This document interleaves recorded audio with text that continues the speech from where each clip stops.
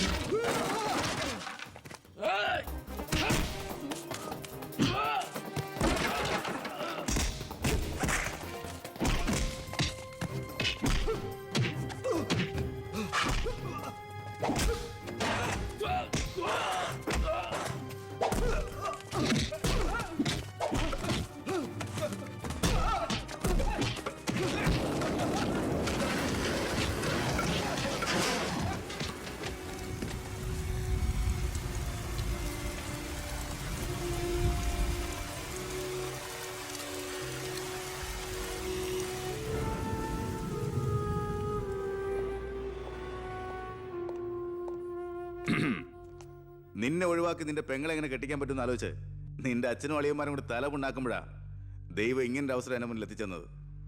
ആദ്യം നിന്നെ സപ്പോർട്ട് ചെയ്യുന്ന CI വിജയനെയും ഗ്രൂപ്പിനെയും ഒരു അന്വേഷണത്തിന്റെ ചുമതല കൊടുത്ത് ഞാൻ സേലത്തേക്ക് അയച്ചു. ഇനി ഇവിടെ വെച്ച് നിൽക്കിട്ട് തന്നാലും കൊന്നാലും ചോദിക്കാൻ ആരുമില്ല. പക്ഷെ എന്ത് ചെയ്യാൻ പറ്റും? നീ എന്റെ അളിയനാകാൻ പോലെ. ഒരേ ഒരു അളിയൻ.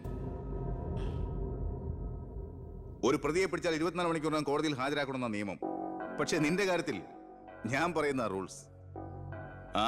എന്തായാലും എന്റെ കല്യാണം കഴിയുന്നവരെ അളിയനെ ഈ മുക്കയും ക്യാമ്പിൽ തന്നെ കിടന്നു എന്റെ ഈ കല്യാണക്കുറിയും വായിച്ചോണ്ട്. എന്നാ പിന്നെ കല്യാണത്തിന് ശേഷം തറവാട്ടി നമുക്ക് കാണാം. വരട്ടടാ അളിയ.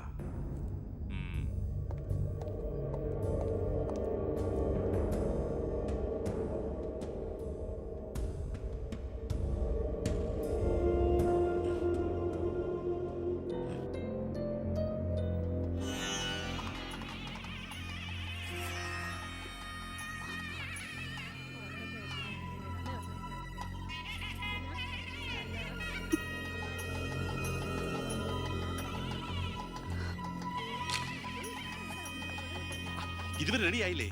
വരണം കൂട്ടിൽ ഇപ്പൊ ഇങ്ങെത്തും. ഉണ്ണിയെ കുറിച്ച് വല്ല വിവരവും കിട്ടിയോ? ഫോണിൽ കിട്ടിയപ്പോ ഞാൻ വിവരം പറഞ്ഞതാ. അവനിതോ തിരക്കിലാണ്, വരാൻ പറ്റില്ല എന്ന് പറഞ്ഞു. അത് ശരി. സ്വന്തം പെങ്ങളുടെ കല്യാണത്തിന് അവന്റെ ഒരു തിരക്ക്. അവനിങ്ങ് വരട്ടെ.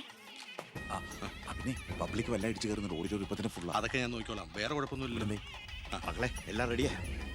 കുഴപ്പമൊന്നുമില്ല അല്ലേ? അച്ഛൻ ടെൻഷൻ അടിക്കാതെ. 2-3 VIP സീറ്റുകൾ ഒഴിച്ചിടണം. കേന്ദ്രമന്ത്രി വിശാൽ ശർമ്മ എയർപോർട്ടിൽ എത്തിക്കാനായിട്ടു. ഓക്കെ.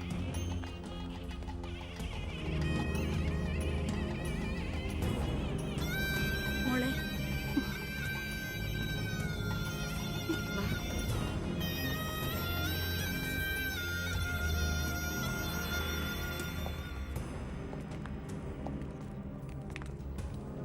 ഏഴ് ദിവസം മുഖ്യം ക്യാമ്പിൽ കടത്തിയിട്ട് ജഡ്ജ്മെന്റ് പറഞ്ഞു കേട്ടില്ലേ?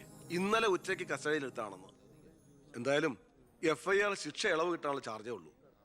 നിന്നെ ഒഴിവാക്കി നിന്റെ പെങ്ങളുടെ കല്യാണം നടത്താനുള്ള തന്ത്രമായിരുന്നു അതിന് പിന്നിൽ. അത് വെറും കല്യാണമായിരുന്നില്ല. കേന്ദ്രം ഭരിക്കുന്നവരടക്കം കേരളത്തിലെ സകല മന്ത്രിമാരുണ്ടായിരുന്നു. ആരുണ്ടായാലും എന്താ, ഒരേ ഒരു മകനെ ജയിലിൽ അടച്ചിട്ടല്ലേ.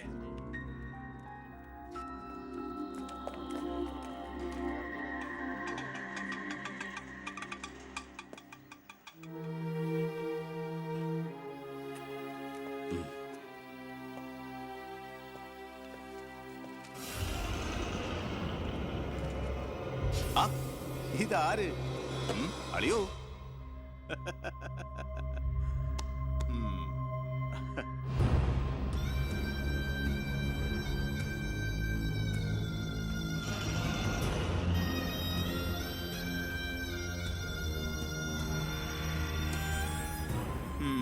ഒരു ദൂരയാത്ര കഴിഞ്ഞ് വരുന്ന ലക്ഷണമുണ്ടല്ലോ. അളിയൻ ഇത്രയും ദിവസം എവിടെയായിരുന്നു? നീ ഇങ്ങനെ നോക്കി നിൽക്കുന്ന അളിയന് പോയി ഒരു ചൂട് ചായ എടുത്തോണ്ട് വാ. ചെല്ല്. എന്തിനാ ഇപ്പൊ അങ്ങോട്ട് വന്നത്? കാണണ്ട നിന്നെ എനിക്ക്. വീട്ടിലൊരു നല്ല കാര്യം നടക്കുമ്പോ നാട് നന്നാക്കാൻ നടക്കുന്നു. മന്ത്രിയായി നിന്റെ അച്ഛനൊക്കെ തിരക്കുണ്ടോടാ നിനക്ക്? ഞാനില്ലായിരുന്നെങ്കിൽ എന്താമേ, ഇവിടുത്തെ കാര്യങ്ങളൊക്കെ ഭംഗിയായിട്ട് നടത്താൻ എല്ലാരും ഉണ്ടല്ലോ. എത്തിയോ വിമതൻ? വിമതൻ ചെറുപ്പകാലത്ത് ആവേശമായിരുന്നു എനിക്ക് എൻ്റെ അച്ഛൻ. മനസ്സുകൊണ്ട് രാഷ്ട്രീയ ഗുരുവെ കണ്ടിട്ടാ ഞാൻ രാഷ്ട്രീയത്തിലേക്ക് ഇറങ്ങിയത്.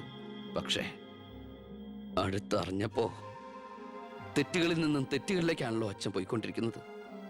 എന്റെ കൂടെപ്പുറപ്പിനെ മനസ്സിലാക്കിയില്ലല്ലോ. വളരെ വിഷമമുണ്ട്, സഹതാപമുണ്ട്.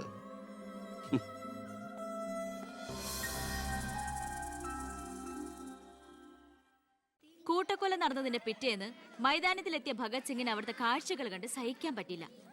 ചോര പുരണ്ട ഒരു പിടി മണ്ണ് കയ്യിലെടുത്ത് ആ ബാലൻ പ്രതിജ്ഞ ചെയ്തു, ഞാൻ എന്നെ തന്നെ രാജ്യത്തിനായി സമർപ്പിക്കുന്നു. എന്താ അവിടെ നോക്കട്ടെ,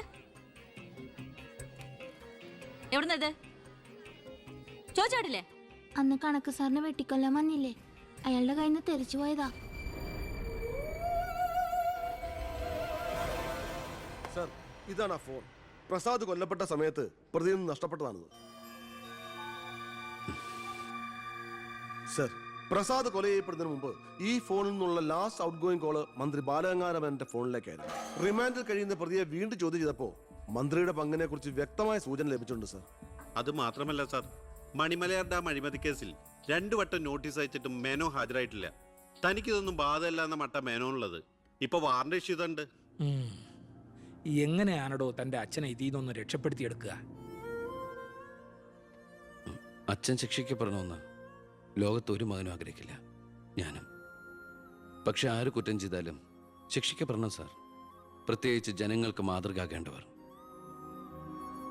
ശിക്ഷയിൽ നിന്ന് രക്ഷപ്പെടുമ്പോഴാണ് വീണ്ടും വീണ്ടും തെറ്റുകൾ ചെയ്യാനുള്ള ആത്മധൈര്യം കൂടുന്നത്. ഇത് അച്ഛനെ രക്ഷപ്പെടുത്തലായി നമുക്ക് കണക്കാക്കാം. തെറ്റുകൾ തിരുത്താനും പശ്ചാത്തപിക്കാനുള്ള ഒരു അവസരം. ഒരുപക്ഷെ ഇതിലൂടെ ഒരു മനമാറ്റം അച്ഛനുണ്ടായാൽ. അല്ലേ സാർ? കൂടുതലൊന്നും ഇക്കാര്യത്തിൽ എനിക്ക് പറയാനില്ല.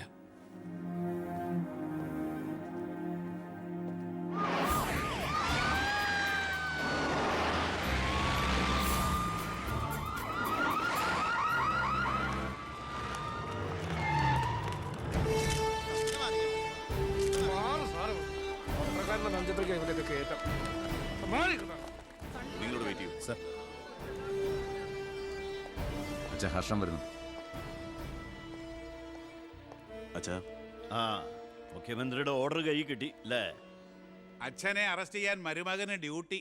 അവറാച്ചൻ കളിക്കട്ടോ, കളി അവിടെ വരെ പോകുന്ന കാണാം നമുക്ക്. അച്ഛനെ കോടതിയിലേക്ക് കൊണ്ടുപോയാൽ മതി. ജാമ്യത്തിനുള്ള ഏർപ്പാടൊക്കെ ഞാൻ ചെയ്തിട്ടുണ്ട്. വക്കീലുമായി ജോസ്പേട്ടൻ കോടതി വെയിറ്റ് ചെയ്യാ. നീ എങ്ങനെ എന്നെ കൊണ്ടുപോകുന്നത്? കാറിൽ ഫോളോ ചെയ്താൽ മതി. കാറിലോ? എന്റെ പട്ടി വരും. പോലീസ് ജീപ്പിന്റെ പിന്നിലിട്ട് തന്നെ എന്നെ കൊണ്ടുപോകണം. അതിനു മുമ്പ് ഈ മുറ്റത്തിട്ട് എന്നെ തല്ലി ചതയ്ക്കണം, മുടുമുണ്ട് വലിച്ചു പറിക്കണം. പിന്നെ പത്രക്കാരോ ചാനലുകാരോ ചോദിച്ചു കഴിഞ്ഞാൽ മുഖ്യന്റെ സ്പെഷ്യൽ ഓർഡർ ആണെന്നൊക്കെ പറഞ്ഞേക്കണം. ഇതൊന്നും നീ ചെയ്യണ്ട, പോലീസുകാരെ കൊണ്ട് ചെയ്യിച്ചാൽ മതി. അയ്യോ, ഓ, ഇത് മുഖ്യമന്ത്രിയെ താഴെ ഇറക്കാനുള്ള കുശാഗ്രവത്തി ഇല്ലേ? എന്റെ പൊന്നെ, ഞാൻ എന്തുവായി കേൾക്കുന്നത്? ഗുരു എന്നെ ഒന്ന് അനുഗ്രഹിച്ചാട്ടെ. അനുഗ്രഹമൊക്കെ അവനോട് വാങ്ങിച്ചാൽ അയ്യോ, ബുദ്ധി. കാര്യങ്ങളൊക്കെ നമ്മുടെ പോലീസുകാരോടൊന്ന് പറഞ്ഞേക്കണം. ജയ്,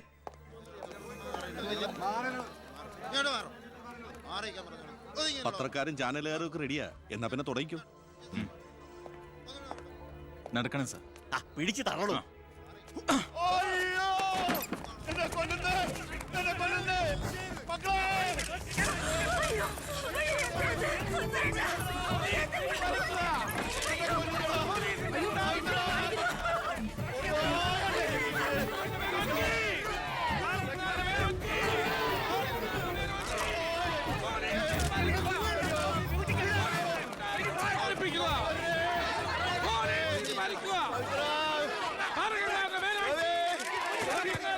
എന്റെ പോക്കറ്റമാണോ കാണിക്കുന്നത്? ഒരു മിനിസ്റ്ററല്ലേ അദ്ദേഹം? വീട്ടിൽ കയറി അനാവശ്യം കാണിക്കാതെ ബഹളം ഉണ്ടാക്കരുത്. ഇത് chief minister order. Chief minister order.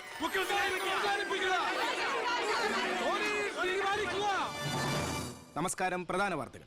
മന്ത്രി ബാലഗംഗാധര മേനോന്റെ അറസ്റ്റിൽ പ്രതിഷേധിച്ച് കേരളത്തിൽ പലയിടങ്ങളിലും അക്രമങ്ങൾ.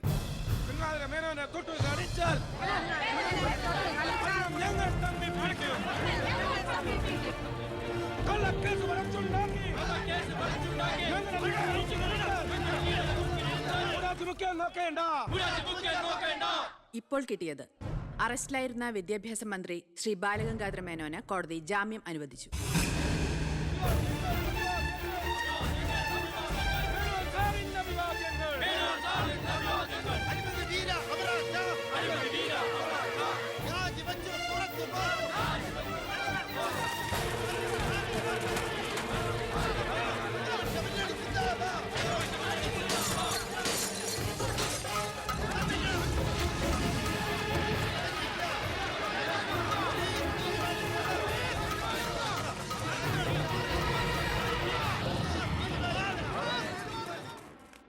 എടോ മേന്നെ, എന്നെ താഴെ ഇറക്കാൻ താൻ കളിച്ച കളി വളരെ ചീപ്പായി പോയി. അവറാച്ചൻ എന്താ ഈ പറയുന്നേ? ഒന്നും പറയണ്ട, സൂത്രധാരൻ താനാണെന്ന് എനിക്കറിയാം. താൻ ഒന്നോർത്തോ, തനിക്കെതിരെയുള്ള വജ്രായുധ എന്റെ കയ്യിലുണ്ട്. ഞാൻ അതെടുത്ത് പ്രയോഗിക്കാൻ പോവുക. പ്രധാന വാർത്തകൾ. കേരള മുഖ്യമന്ത്രി പി.കെ. എബ്രഹാം രാജിവെച്ചു. നിയമസഭ പിരിച്ചുവിടാൻ ഗവർണറുടെ ശുപാർശ. അവറാച്ചൻ രാജിവെച്ചൊഴിഞ്ഞാ പോരെ? മന്ത്രിസഭ പിരിച്ചുവിടേണ്ട വല്ല കാര്യമുണ്ടോ? പോണ പോക്കിലെല്ലാം തൊലയട്ടെ എന്ന് കരുതി കാണും. ഉത്തരത്തിലിരിക്കുന്ന എടുക്കാൻ പോയി ഇപ്പൊ കക്ഷത്തിരുന്ന പോയില്ലേ? ഞാൻ ഉദ്ദേശിച്ച നാളത്തെ പത്രവാർത്തകളെയാണ്.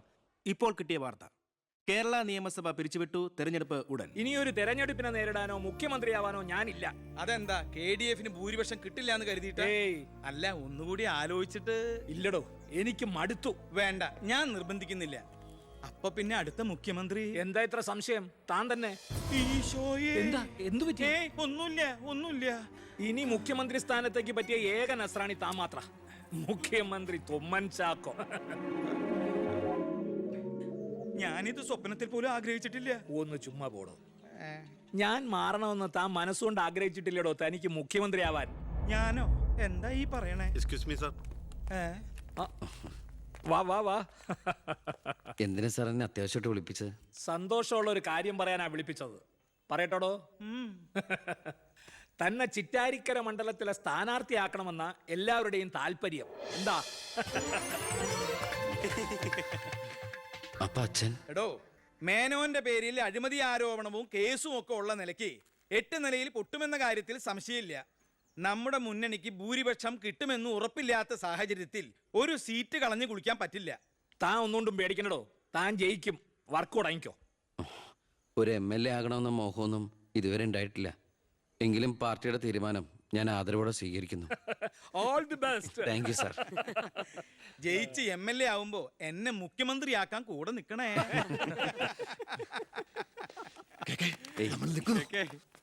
ഞാൻ ജീവിച്ചിരിക്കുമ്പോ ചിറ്റാരിക്കര മണ്ഡലത്തിൽ പുതിയൊരു സ്ഥാനാർത്ഥിയെ കുറിച്ച് ചിന്തിക്കേണ്ട കാര്യമില്ല. അത് നടക്കില്ല. കഴിഞ്ഞ 25 കൊല്ലമായിട്ട് ഞാൻ MLA ആയിരുന്നു, മന്ത്രിയായിരുന്നു. പക്ഷേ ജനത്തിന് ഇപ്പൊ തിരിച്ചറിവ് വന്നു തുടങ്ങി. എന്നെ ഓരോ സീറ്റും വിലപ്പെട്ടതാ. വാശിപ്പുറത്ത് അത് വെറുതെ പാഴാക്കി കളയരുത്. പോടാ അവിടുന്ന്. എനിക്കെതിരെ ഇതിലും വലിയ ആരോപണങ്ങൾ ഉണ്ടായിരുന്ന കാലത്തും കേരളം മുഴുവൻ ജനപക്ഷ തരംഗം ആഞ്ഞടിച്ചിട്ടും വൻ ഭൂരിപക്ഷത്തോടെ വിജയിച്ചവനാ ഈ ബാലഗംഗാധരൻ. ഇന്നിപ്പം പുളിച്ച പൗരധർമ്മം വിളമ്പുന്ന ഈ തൊമ്മിച്ചനടക്കം പലരും അന്ന് തോറ്റു തുന്നം പാടി ചരിത്രം മറക്കണം. ഞാൻ തോറ്റത് നിങ്ങളുടെ ഗ്രൂപ്പ് കാലു വാരിയതുകൊണ്ടാ. വേറെ ആരും അല്ലല്ലോ മേന്നെ, തന്റെ മകനല്ലേ സ്ഥാനാർത്ഥി. കൊള്ളാം. അവറാച്ചന്റെ 18ാമത്തെ അടവ് കൊള്ളാം. അച്ഛനെതിരായി മകനെ വെച്ച് കളിക്കുക. ഇതേ പിള്ളേര് കളിയല്ല. ജനപക്ഷത്തിന്റെ സ്ഥാനാർത്ഥി നിസ്സാരക്കാരനല്ല. എന്തൊക്കെ പറഞ്ഞാലും മുഖ്യമന്ത്രി രാജിവെക്കുന്ന കാര്യമല്ല. പിന്നെ ചിറ്റാരിക്കര മേനോൻ സാറിന് തന്നെ വേണം. അതൊഴികെ മറ്റെല്ലാ സ്ഥാനാർത്ഥികളെയും നമുക്ക് അംഗീകരിക്കാം. പക്ഷേ മേനോൻ സാറിനെ മാറ്റി നിർത്തിക്കൊണ്ടുള്ള ഒരു ഒത്തുതീർപ്പിനും ഞങ്ങൾ ആരും തയ്യാറില്ല. അതെ, മേനോനെ സ്ഥാനാർത്ഥിയാക്കിക്കൊണ്ടുള്ള ഒരു ഒത്തുതീർപ്പിന് ഞങ്ങൾ നേരല്ല. പാർട്ടി വളർത്തി പോകാൻ നിന്നവരവര്. തെരഞ്ഞെടുപ്പ് പെട്ടെന്ന് വന്നപ്പോ ഇവിടെ തന്നെ കൂടി. ഈ മുന്നണി വിട്ട് എന്നാൽ പൂ വിട്ട് സ്വീകരിക്കും ജനപക്ഷ മുന്നണി. എന്റെ ഗ്രൂപ്പിന് KDF കിട്ടുന്നതിനേക്കാൾ കൂടുതൽ സീറ്റ് കിട്ടുകയും ചെയ്യും. ദിവാകര, ഇനി ഇവിടെ നിൽക്കണ്ട, വാടോ പോകാം. അയ്യേ, നിങ്ങൾ ഇവിടെ ഇരിക്കി. ആരെങ്കിലും എന്തെങ്കിലും തമാശ പറഞ്ഞു വെച്ചാൽ അത് കാര്യാക്കുക. ചിറ്റാരിക്കരയിൽ മേനോൻ തന്നെ സ്ഥാനാർത്ഥി. അപ്പം നമ്മൾ ഗ്രൂപ്പ് എല്ലാം മറന്ന് തെരഞ്ഞെടുപ്പിനെ ഒറ്റക്കെട്ടായി നേരിടുന്നു. ഇനി എല്ലാവരും ഒന്ന് കൈയടിച്ച് പാസ്സാക്കി.